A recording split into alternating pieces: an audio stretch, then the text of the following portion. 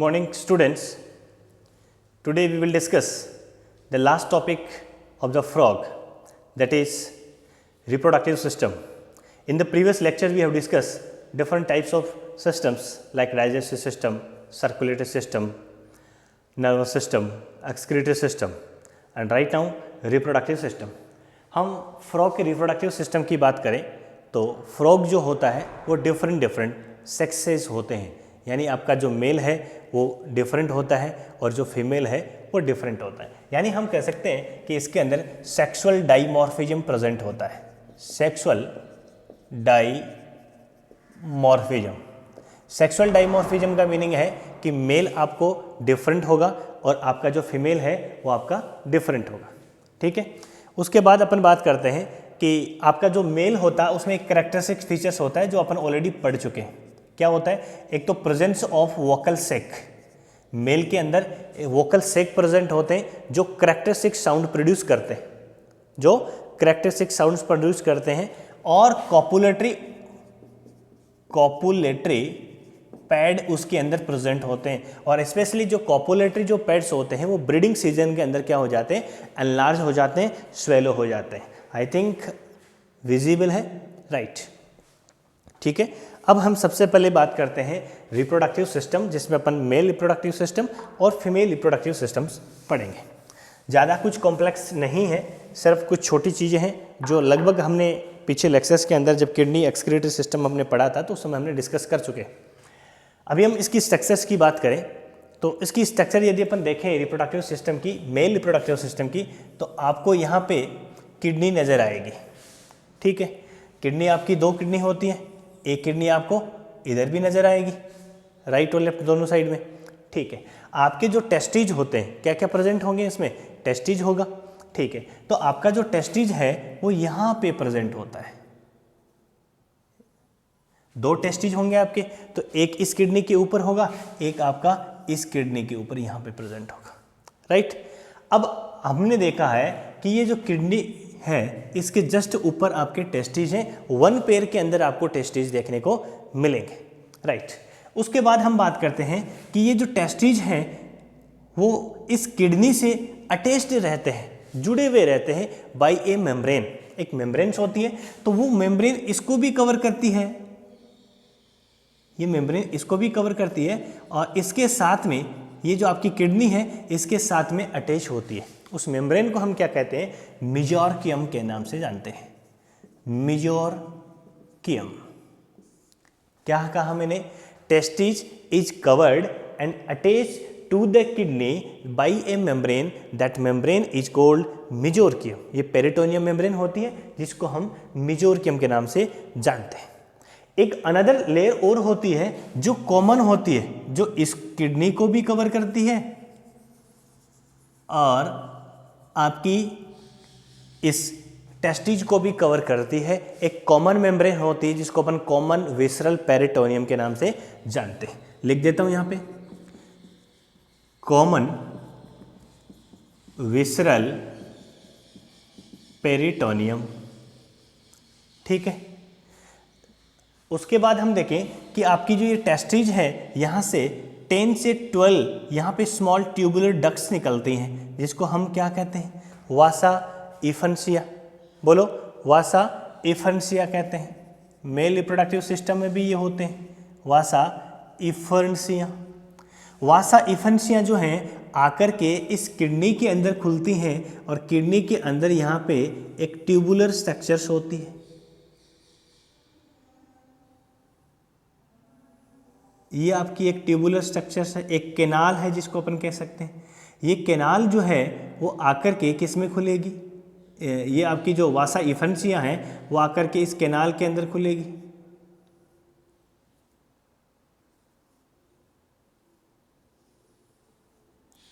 इस कैनाल को हम नाम देते हैं बीडर्स कैनाल। बीडर्स कैनाल, यानी आपकी ये जो किडनी है इसमें एक कैनाल होती है जिसको अपन बीडर्स कैनाल के नाम से जानते हैं। आपके वासा इफेंसिया इस बीडर्स कैनाल में आकर के ओपन हो जाते हैं। बात यहाँ तक समझ में आ गई? ठीक है, उसके बाद अपन देखें कि इसके अंदर किडनी की स्ट्रक्चरल फंक्शनल यूनिट क्या होती है? नेफ्रॉन्स होते हैं। बहुत सारे नेफ्रॉन्स यहाँ पे प्रेजेंट होते हैं। ये सब के सब नेफ्रॉन आपस में अटैच होते हैं और ये नेफ्रॉन आकर के आपके किस पार्ट के अंदर ओपन हो जाते हैं भाई?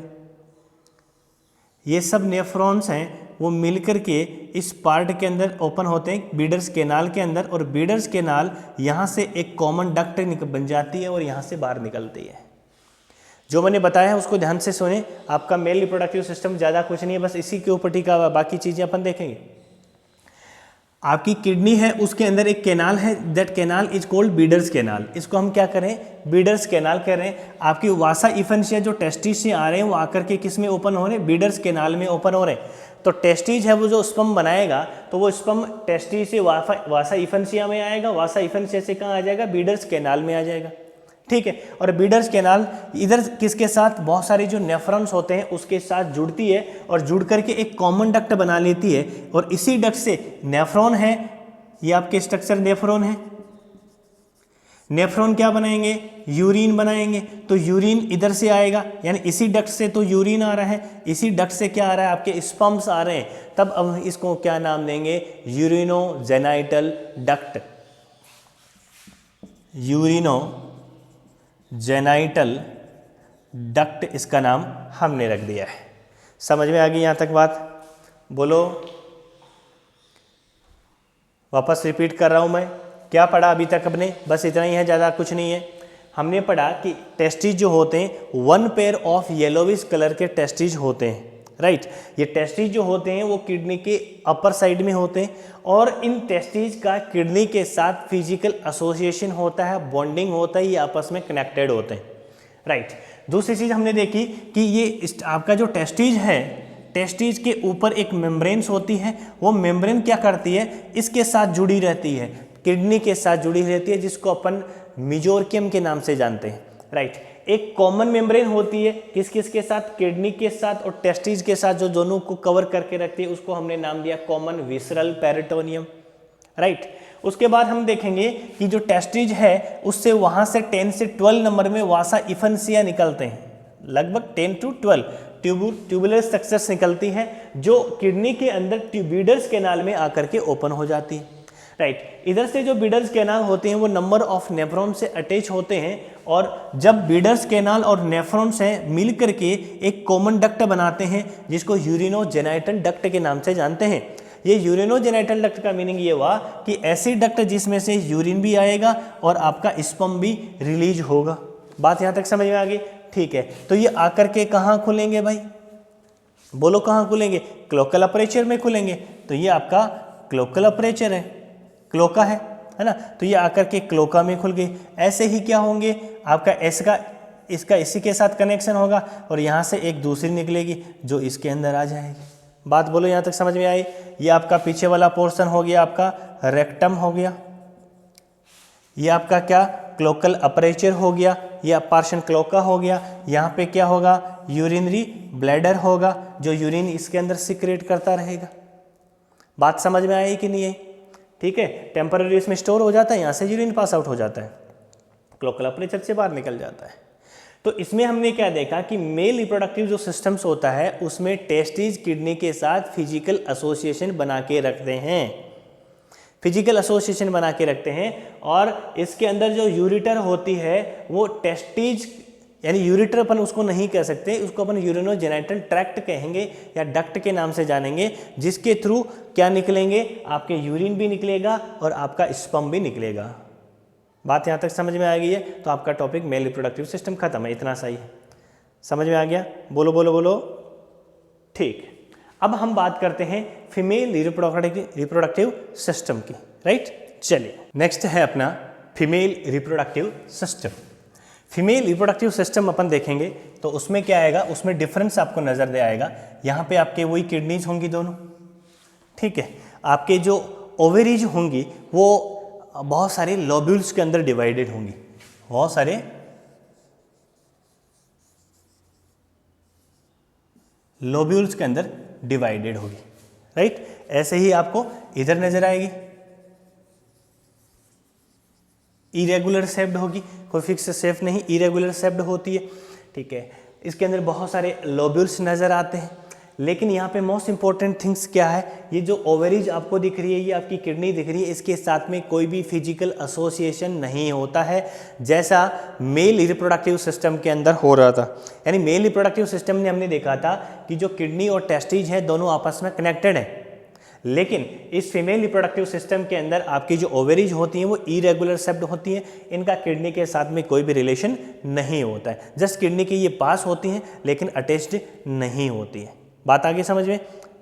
बोलो, एग रिलीज करती हैं और एग लगभग एक बार में 2500 से 3000 यानी 2500 2500 से लेकर के 3000 जो एग्स होती हैं वो रिलीज करती हैं। क्लियर है? उसके बाद में अपन ओविडक्ट की बात करते हैं। यहाँ से ओवेरी से जो एग निकलेंगे वो कहाँ जाएंगे? ओविडक्ट के अंदर जाएंगे। तो इसकी जो ओविडक्ट होती है वो फनल शेप्ड होती है, ऊपर से कुछ यूँ आपको नज़र आएगी, ठीक है, और वो भी लॉन्ग ट्यूबुलर पार्ट, ऐसे लॉन्ग पार्ट होगा और ट्यूबुलर पार्ट होगा, ठीक है, ऐसे कुछ ये नज़र आएगा। ऐसा ही अपन इधर देखेंगे,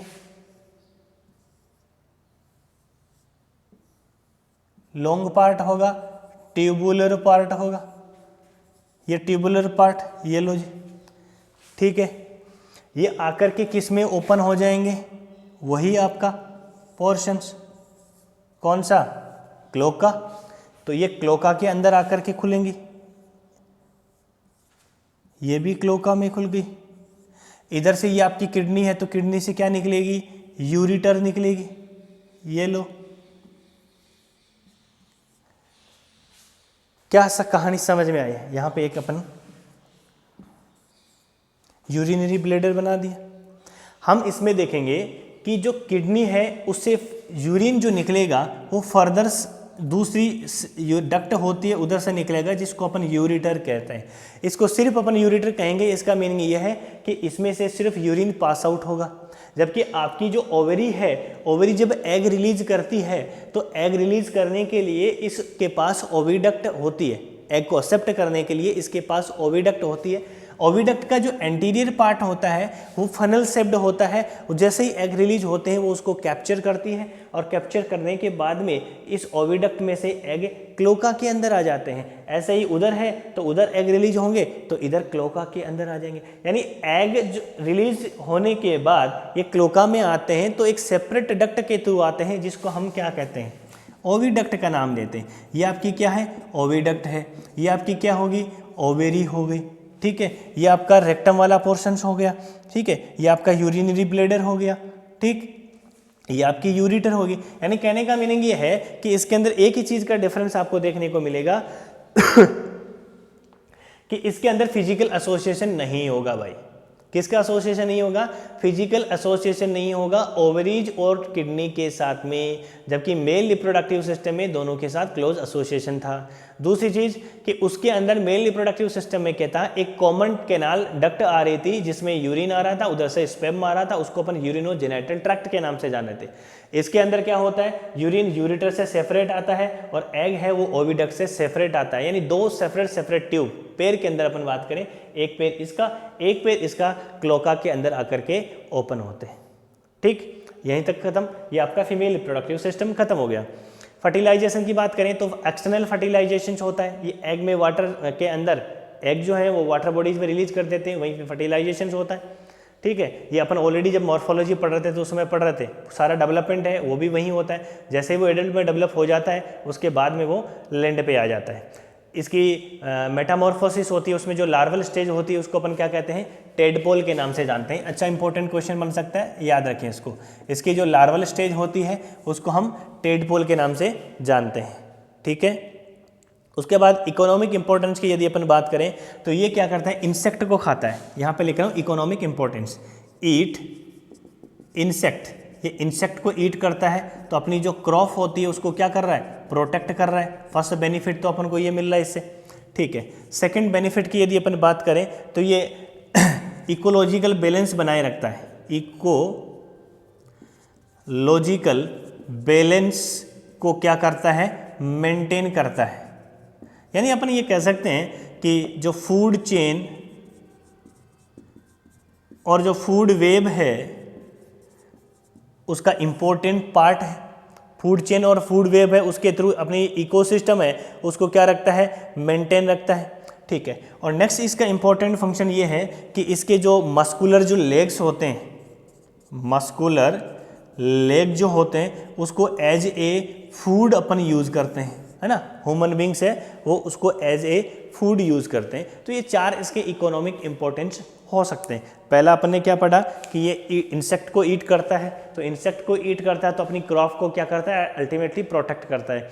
इकोलॉजिकल बैलेंस बनाए रखता है, इंसेक्ट वगैरह को ज़्यादा नहीं होने देता। यानी अपन कह सकते हैं कि एक फूड चेन है और एक फूड वेब है, उसका एक इम्पोर्टेंट पार्ट होता है जिसको ये कंट्रोल करके रखता है, राइट। और उसके बाद हम कह सकते हैं कि इसके जो मस्कुलर जो लेग होते हैं ना, इस लेग को बड़े चाव के साथ लोग खाते हैं, ठीक है, यानी एज ए फूड कंज्यूम किया जाता है। ये था आपका रिप्रोडक्टिव सिस्टम जिसमें हमने मेल रिप्रोडक्टिव सिस्टम स्टडी किया और फीमेल रिप्रोडक्टिव सिस्टम स्टडी किया। यहाँ तक किसी को कोई दिक्कत तो बोलिए। हमने फ्रॉग जो है वो पूरा कर लिया है,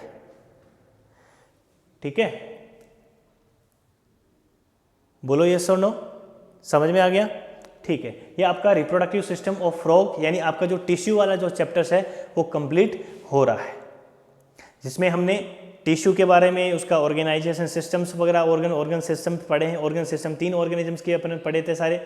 सबसे पहले अपने स्टडी किया था अर्थवर्म के बारे में, उसके बाद अपने कॉकरोच पढ़ा, उसके बाद अपने फ्रॉग पढ़ा, ठीक है। ट्रिनी सिस्टम को अच्छे से पढ़ें, ध्यान से समझने की कोशिश करें। आपका जो 7 चैप्टर है वो कंप्लीट होता है। नेक्स्ट हम स्टार्ट करने वाले हैं आगे वाला चैप्टर्स, सेल बायोलॉजी से अपन स्टार्ट करेंगे।